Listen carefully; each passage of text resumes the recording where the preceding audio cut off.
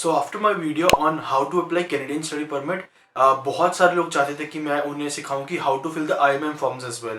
IMM forms भरना काफ़ी simple है, बट कुछ questions can be very tricky and of course you don't want to fill anything wrong. So in this video I will show you how to fill all the IMM forms. First, that is IMM 1294. And जो ये 1294 है, this is your Canadian application outside of Canada. So ये हम भरेंगे। जो second होगा वो होगा आपका IMM 5476। दैट इज अगर आप कोई रिप्रेजेंटेटिव यूज करते हैं, रिप्रेजेंटेटिव यानी कि एजेंट कोई आप यूज कर रहे हैं, तो उसके लिए वो हम फॉर्म यूज करेंगे। And the last one will be IMM 5645, जो कि और आपका एक one of the most important form है, that is your family information form. So if you haven't watched the previous video yet, please go check it out first, because उसमें मैंने आपको सिखाया था कैसे वीजा तक अप्लाई करते हैं एंड फिर आपका डॉक्यूमेंट सेक्शन आता है। तो जो ये IMM फॉर्म्स का है, ये आपका डॉक्यूमेंट सेक्शन में आता है, तो उसके लिए आपको पहले वीजा अप्लाई करना आना चाहिए। तो I am assuming you have watched the previous video and so we shall continue. So let's start with the IMM form 1294। तो इसमें आपका बहुत सिंपल है, आपके पास UCI नंबर नहीं है तो आप सीधा अपना इंग्लिश लैंग्वेज सेलेक्ट कर सकते हैं। I want to service in English. Then आपका फुल नेम में आपका फैमिली नेम आप डाल सकते हैं, आपका जो भी है, और गिवन नेम में आपका नाम आ जाएगा। तो have you ever used any other name? So आपने करा है तो ठीक है, नहीं तो आप नो पे क्लिक करके सिंपली आगे मूव कर सकते हैं। देन अपना जेंडर सेलेक्ट कर लीजिए, आपकी डेट ऑफ बर्थ सेलेक्ट कर लीजिए एंड आपका प्लेस ऑफ बर्थ। एंड इसमें कोशिश करिए कि जो रिक्वायर्ड फील्ड्स है वही भरिए। जहां पर भी आपको ऑप्शन मिल रहा है ऑप्शनल है, उसे छोड़ दीजिए, क्योंकि बाद में प्रॉब्लम्स का कोई फायदा नहीं है। तो प्लेस ऑफ बर्थ में आप अपना टाउन सेलेक्ट कर सकते हैं, सिटी या टाउन आप जो भी था आपका, मेरा दिल्ली है। एंड आप कंट्री और टेरिटरी आपका इंडिया या जो भी आपकी कंट्री होगी। देन सिटीजनशिप में भी सेम आपकी वही कंट्री आ जाएगी एंड आप नेक्स्ट कॉलम में मूव कर सकते हैं। जैसे ही आप यहाँ पर सेलेक्ट करेंगे तो अब आपकी कंट्री टेरिटरी ऑफ रेजिडेंस कौन सी है, तो सेम आपकी इंडिया ही रहेगी। एंड आपका वहाँ पर अब आपसे वो पूछेंगे कि आपका स्टेटस क्या है वहाँ पर, तो आप वहाँ पर एक सिटीजन है या आपका जो भी स्टेटस हो आपकी करंट कंट्री में, आप वो डाल सकते हैं। देन सीधा नीचे मूव करिए कि आप किसी दूसरी कंट्री में मोर देन 5 years रहे हैं अभी से पहले, तो सिंपली नो सेलेक्ट करिए, और अगर आप रहे हैं तो येस करके उसकी इन्फॉर्मेशन फिल कर दीजिए। देन क्या आप जहाँ से अप्लाई कर रहे हैं वो सेम ही कंट्री जहाँ पर आप रहते हैं, तो येस सेलेक्ट करके उसको कंटिन्यू कर सकते हैं आप। देन आप सिंपली मूव करेंगे और करंट मैरिटल स्टेटस, अगर आप सिंगल है तो वो कर लीजिए, या आपको जो भी होगा वो आप डाल सकते हैं। एंड अगर आपका सिंगल के अलावा कुछ भी है तो उनकी इन्फॉर्मेशन नीचे प्रोवाइड कर दीजिए। नाउ पर्सनल डिटेल्स में have you been previously married और in a common law relationship, मेरा नो है। एंड आपको क्या नेटिव लैंग्वेज है, तो मेरी हिंदी है, तो मैंने हिंदी सेलेक्ट कर लिया यहाँ पर। एंड देन आपको क्या इंग्लिश या फ्रेंच में आपको अंडरस्टैंडिंग है या नहीं है, तो आप इंग्लिश सेलेक्ट कर सकते हैं, या आपको बोथ आती हैं, आपको दोनों आती हैं तो आप बोथ सेलेक्ट कर सकते हैं। देन यहाँ पर ऑप्शन दे रखा है in which language are your more test, तो आप उसको लीव कर सकते हैं, कोई ज़रूरत नहीं है। क्या आपने कोई ऐसा डेजिग्नेटेड टेस्ट दिया है, तो आपने दिया है, येस। देन आप अपने पासपोर्ट के नंबर फिल कर सकते हैं, आप अपने पासपोर्ट में से ही देख के फिल करिएगा, कोई गलती ना हो जाए। देन आप अपने कंट्री का और टेरिटरी का वो सेलेक्ट कर लीजिए जो भी उसके एब्रीविएशन में आ रहा है, तो IND अगर आप इंडिया से हैं तो। देन आपके पासपोर्ट में ही आपको एक इशू डेट दी गई होगी एंड उसके बगल में आपको एक्सपायरी डेट दी गई होगी, वो आप दोनों फिल कर सकते हैं। देन आपके सिंपल नीचे आप अपने नेशनल आइडेंटिटी डॉक्यूमेंट का जो आपके क्वेश्चंस है उस पर जा सकते हैं। Do you have a national identity document, तो आप सिंपली उसे नो सेलेक्ट कर लीजिए एंड कंटिन्यू करिए। एंड डॉक्यूमेंट नंबर फिल करने की कोई जरूरत नहीं है। अगर आपकी कंट्री का है तो पढ़ सकते हैं। क्या आपके पास USPR कार्ड है? नहीं है, मेरे पास नहीं था, नो। एंड आपका करंट मेलिंग एड्रेस, तो अगेन इसमें अगर आपके पास PO बॉक्स और आप अपार्टमेंट में रहते हैं, आपके पास PO बॉक्स वगैरह है तो उसमें फिल कर दीजिए। नहीं तो सिंपली जो आपके पासपोर्ट पे एड्रेस लिखा है वही street name, city and country और टेरिटरी में डाल के इसे कंटिन्यू कर लेना, जो आगे अब नेक्स्ट स्टेप आएंगे। आपको प्रोविंस और स्टेट सेलेक्ट करने की भी इतनी कोई ज़रूरत नहीं है, बहुतों के लिए तो होगा भी नहीं ऑप्शन। एंड पोस्टल कोड डाल सकते हैं आपको डालना हो तो।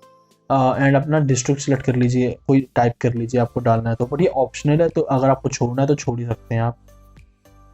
सो क्या आपका residential address is same as the mailing address, तो येस इट इज़, तो आप कंटिन्यू करेंगे। अब आप अपने दोनों टेलीफोन नंबर प्रोवाइड कर सकते हैं, हमारा कनाडा या US का नंबर है, नहीं अदर है। एंड टाइप रेजिडेंस, और आप कुछ भी सेलेक्ट कर सकते हैं, टाइप में आप कोई फ़र्क नहीं पड़ रहा है। कंट्री कोड इंडिया का 91 है, आप अपनी कंट्री के हिसाब से डाल सकते हैं। एंड एक और अल्टरनेट नंबर आप प्रोवाइड करना चाहे तो कर सकते हैं। अगेन अगर आपके पास आपके घर पे फैक्स है तो फैक्स नंबर आप प्रोवाइड कर सकते हैं, फैक्स मशीन है तो फैक्स नंबर आप दे सकते हैं। सो नाउ अब आपका आएगा details of intended study in Canada. तो इसमें आपका नेम ऑफ स्कूल, तो नेम ऑफ स्कूल वही है कि आप किस कॉलेज में जा रहे हैं या किस यूनिवर्सिटी में जा रहे हैं। एंड तो जैसे मेरी है यूनिवर्सिटी ऑफ विंसडर, तो मैंने वो फिल करा। एंड इसके बाद आएगा माई लेवल ऑफ स्टडी, तो आप इसमें आप अपना लेवल ऑफ स्टडी अपने हिसाब से सेलेक्ट कर सकते हैं। तो स्क्रॉल करके अगर जिनका मास्टर्स है वो नीचे स्क्रॉल करके देखेंगे, उनको दिख जाएगा यूनिवर्सिटी में जा रहे हैं मास्टर्स डिग्री के लिए। एंड आपकी फील्ड ऑफ स्टडी क्या है, तो मेरी कंप्यूटिंग एंड IT है। प्रोविंस अगेन ओंटारियो का, मेरा विंसडर ओंटारियो में है तो उसका ON आ जाएगा प्रोविंस में। And city and town again इसमें हम सेलेक्ट कर सकते हैं कि मैं विंसडर जा रहा हूँ, तो जैसे मेरी विंसडर है तो वो हो गई। देन आप गूगल से अपना निकाल के अपना इजीली एड्रेस फिल कर सकते हैं अपनी किसी भी यूनिवर्सिटी का। एंड अगर वही सेम आप गूगल पे ही सर्च करेंगे कि आपकी यूनिवर्सिटी का DLI नंबर क्या है, तो वो भी आपको मिल जाएगा। देन आपका जो स्टूडेंट ID नंबर होगा वो वही है जो आपके ऑफर लेटर पे आपको लिखा हुआ आया होगा, तो आप वो डाल सकते हैं। एंड देन आप अपनी ड्यूरेशन ऑफ एक्सपेक्टेड स्टडी डाल सकते हैं कि आपका कब स्टार्ट हो रहा है। एंड आपको अगर पता है कि 16 मंथ्स का है, 2 ईयर्स का, तो उसके हिसाब से आप एवरेज डेट निकाल के 2 में लिख सकते हैं। देन ट्यूशन फीस, आपके प्रोग्राम की ट्यूशन फीस टोटल क्या है। Room and board and other लिखने का आपके पास ऑप्शन है, आपको मर्जी है आपको लिखना है नहीं लिखना है। उसके बाद आपके फंड्स अवेलेबल कहाँ से आएंगे, तो आप $10,000 आप GIC के करेंगे। Expenses in Canada will be paid by, आप अदर करके और अदर में आप लिख देगा GIC इन, तो आपका स्कोशिया बैंक होगा तो स्कोशिया, नहीं तो CIBC बैंक। नाउ एजुकेशन, क्या आपने पहले पोस्ट सेकेंडरी एजुकेशन ली है, तो यस मैंने ली है। कहाँ से लिया, तो आप अपने कॉलेज का नाम, जहाँ से भी अपने BTech या आपकी कोई भी सिमिलर डिग्री होगी बैचलर्स की, वो आप यहाँ पर फिल कर देना। देन अगर आपके पास कोई एम्प्लॉयमेंट आपने करी है, आप 1 साल बाद अप्लाई करें, कभी भी आप अप्लाई कर रहे हैं, तो अपनी एम्प्लॉयमेंट की डिटेल्स डाल दीजिए एंड कंटिन्यू कर दीजिए। मैं एक फ्रेशर हूँ तो मैंने अपॉइंटमेंट डिटेल्स को स्किप कर दिया है। देन आपका सिंपली आपको इनमें सिंपल क्वेश्चंस है कि आपको अपनी फैमिली में किसी को ट्यूबरक्लोसिस था या नहीं है, नो, और इनमें कोई नेगेटिव इंप्लीकेशन नहीं है। अगर आपका कोई साथ, तो आप येस लिख के उसकी रीजनिंग दे सकते हैं। And have you ever remained beyond the validity of a status, no. Have you refused a visa, अगर आपका हुआ है तो येस करके आप री एप्लीकेशन के वक्त यहाँ पर अपना फिल कर सकते हैं। And committed a crime, no. And then आपने किसी मिलिट्री के साथ, आप ऑर्गेनाइजेशन के साथ हैं तो नहीं है। Are you have a member और पॉलिटिकल पार्टी के किसी मेंबर हैं आप, तो नहीं हूँ मैं। विटनेस्ड और participated in ill treatment of prisoners और सिविलियंस, तो नो। देन इसको सिंपली आप सिग्नेचर में क्या आप कांटेक्ट करने के लिए अलाउ कर रहे हैं IRCC को आपको, तो आप येस पे क्लिक करिएगा। एंड देन सिंपली सिग्नेचर में आप अपना नाम लिख सकते हैं, कोई ऐसे डाउनलोड करके सिग्नेचर करने की जरूरत नहीं है, सिंपली डेट डालिए। एंड जैसे ही आप ये सारा फॉर्म परफेक्टली फिल कर देंगे, सिंपली वैलिडेट पे क्लिक कर दीजिए एंड आपका काम हो जाएगा। So now comes your use of a representative form. So इस फॉर्म के अंदर ये बहुत ही सिंपल है, आपको 2 ऑप्शन मिल जाएंगे वहाँ पर IM के नीचे। तो अगर आप रिप्रेजेंटेटिव यूज़ कर रहे हैं तो फर्स्ट वाले ऑप्शन पे टिक कर दीजिए, और अगर आप एजेंट नहीं यूज़ कर रहे और उसकी अपॉइंटमेंट कैंसिल करना चाहते हैं तो ऑप्शन B सेलेक्ट, जो उसके नीचे एक और चेक मार्क है, उसे चेक कर दीजिए। अगर आप एजेंट यूज़ करने वाले हैं तो इस फॉर्म में आप A, B and D form भरेंगे। तो A के अंदर बहुत ही सिंपल है, A के अंदर पहले आपका फुल नेम आ जाएगा, तो आप अपने family name and given name डाल सकते हैं। उसके नीचे आप अपनी इजीली डेट ऑफ बर्थ डाल सकते हैं।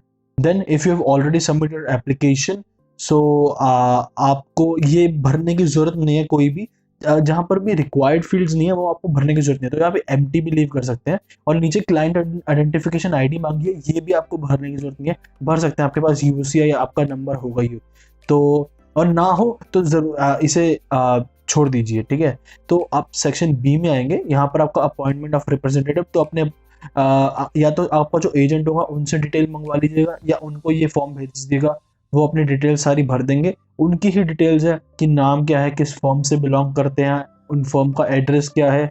और सिग्नेचर में जो सिग्नेचर है ऐसी कोई इंपॉर्टेंट बात नहीं है, वो सीधा अपना नाम लिख सकते हैं एंड डेट लिख के खत्म हो जाएगा।